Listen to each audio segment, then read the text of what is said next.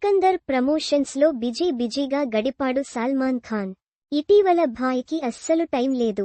మరోవైపు రష్మికతో పాటు అతడు ప్రచార హంగామా సృష్టించాడు. అయితే ఈ షెడ్యూళ్ల నడుమ రష్మిక తిరుగు ప్రయాణమవుతున్నప్పుడు రష్మిక మందన్నకు హగిచ్చి ఆమె కోసం కారు తలుపు తెరిచి తన వినమ్రతను చాటుకున్నాడు. అందుకు సంబంధించిన ఫోటోలు వీడియోలు ఇప్పుడు ఇంటర్నెట్లో వైరల్గా మారుతున్నాయి.